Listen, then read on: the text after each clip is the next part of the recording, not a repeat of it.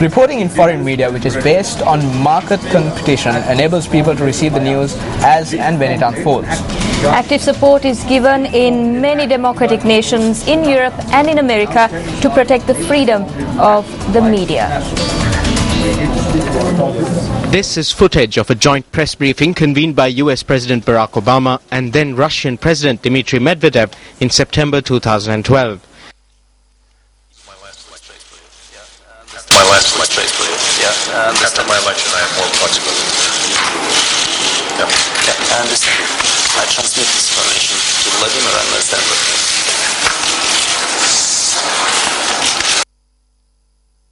A discreet discussion that the two heads of state had prior to the official commencement of the news conference was captured on TV cameras, and within minutes what was divulged was being reported across the world.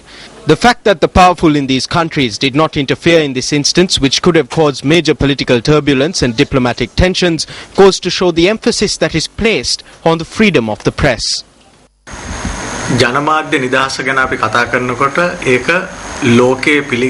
When looking at the freedom of the media globally, it is considered more as the right of the people to obtain information through the media and freely express their views through the media than the freedom of the actual media itself. Internationally, in every democratic society, this freedom and the freedom of the media has been protected. This means that the media is free, especially from government interference, and in a competitive environment can bring information to the people.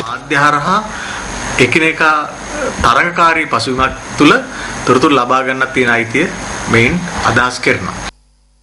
While the approach to the freedom of the media in Sri Lanka is completely different, journalists and media houses that have engaged in investigative reporting have more often than not been the victims of threats and acts of violence. Journalists have been murdered in the past, while disappearances and abductions are also a common occurrence.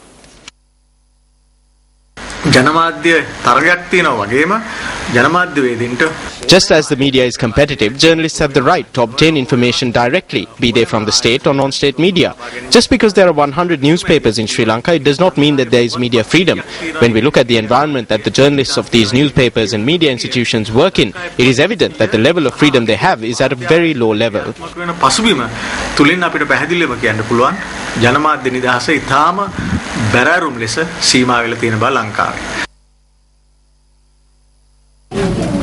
The Media Centre for National Security has been abolished.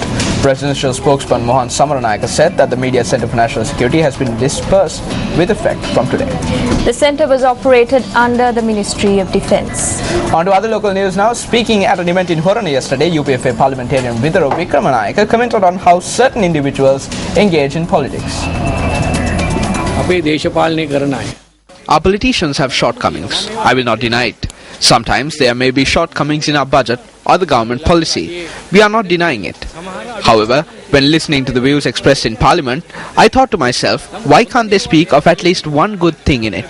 The opposition has become consumed with jealousy, hatred and spite, to such an extent where they are filing cases against media institutions. Through this, we can realize their political vision. මේ අය ක්‍රියාත්මක වෙනවා. ඉතින් ඒකෙන් හිතා ගන්න පුළුවන් අපිට මේ අයගේ දේශපාලන දර්ශනය මොකක්ද කියලා. And it's time now for Action TV.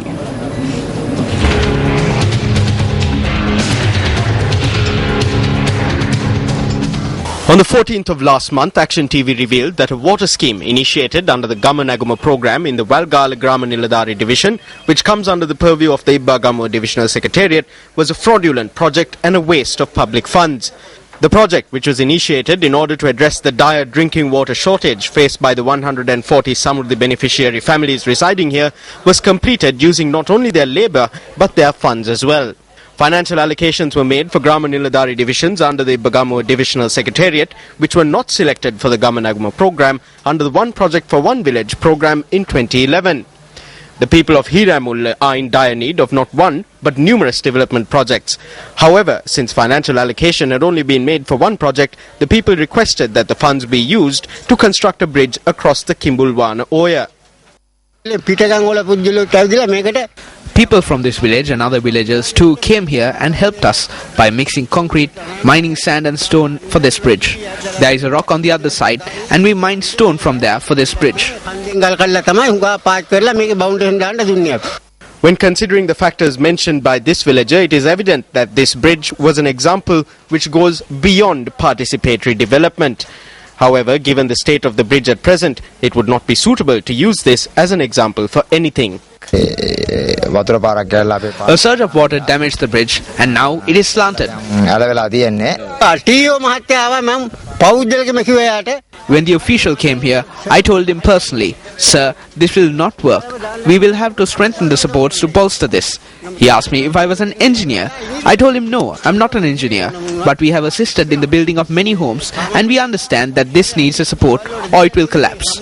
But he took no notice and instead roamed around here holding discussions with various people and then he left. Until today, we have not heard back from them and we do not have a usable bridge either. Given that this bridge has been broken and has tilted a mere 1.5 years after its construction, does this show that the One Project for One Village program is a program to deceive the rural populace? Secretary to the Ministry of Economic Development, this is over to you.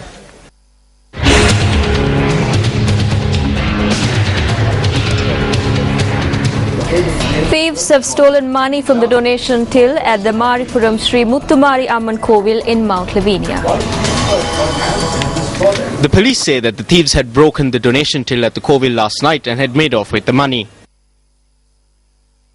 This Kovil was built with much difficulty. We have lodged a complaint with the police. The police came here and made inquiries and have commenced investigations. Ambal will punish those who commit acts like this.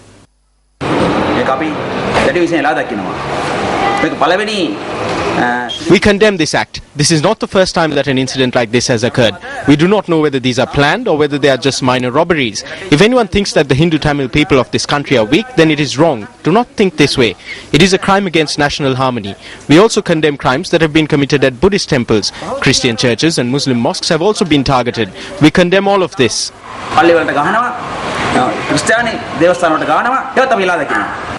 Reports were received from various parts of the island in the recent past on the theft of cash and valuables from places of worship. The All Ceylon Hindu Congress and the International Joint Hindu Devotees Association have said that the persons involved in such incidents must be arrested and that the law must be enforced against them. In a separate incident, 3 treasure hunters who attempted to dig for treasure through an abandoned paddy mill in Al Hilalpura, Thambala in Polonnaruwa have been arrested. The suspects are residents of Thambala, Eravur and Kinya.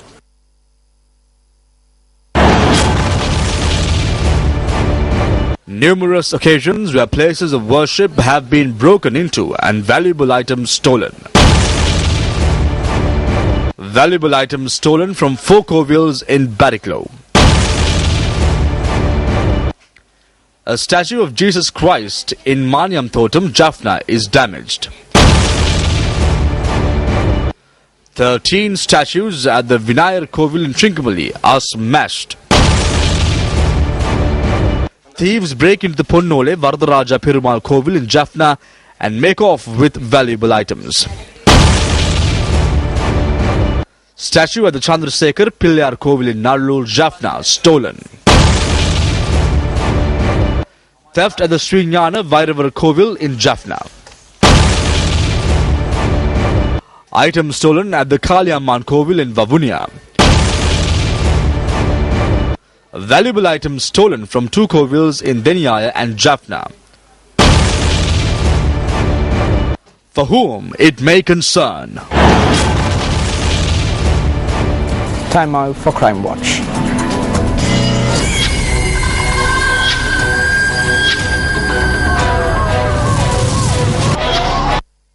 An individual was murdered at a reception hall in Athurugiri yesterday. According to the police, the victim had been attacked with sharp weapons and poles. They believe that the murder took place at around 9:30 p.m. The police note that the murder may have taken place as a result of an argument between a group of individuals that arrived at the reception hall and its security guard. The deceased has been identified as a 22-year-old resident of Balikada. "I cannot bear this. I cannot believe what happened to my son. He is not someone who does any wrong to anyone." A 33-year-old mother of 3 has been stabbed to death in the Vijaypura area in Anuradhapura. The police said that the victim had been assaulted by her husband owing to a family dispute. The victim, who was admitted to hospital, succumbed to her injuries. She left the house the previous day and returned at around 12:30 or 1. Then we heard people shouting. My husband and I ran to the house. It was then that we saw her on the floor. The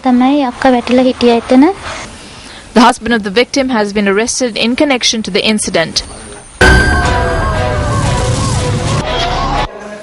An individual who broke into a house located in Govinna, Bulat Sinhala, had stabbed a 23-year-old girl residing in the house. The police know that the suspect who carried out the assault was captured and assaulted by area residents. The suspect who assaulted the girl in order to rob a gold necklace was arrested by the police. The 23-year-old girl who suffered injuries in the incident has been admitted to the Horana hospital. Celebrating his 50th birthday, former Test cricket captain and parliamentarian Arjun Ranatunga engaged in a special religious ceremony yesterday. The ceremony commenced with the Gilam Pasa Puja that was performed at the temple of the sacred Toothpelik in Kandy. Arjun Ranatunga engaged in several almsgivings thereafter. MP Arjun Ranatunga's mother Nandani Ranatunga and several other family members also participated at the ceremony.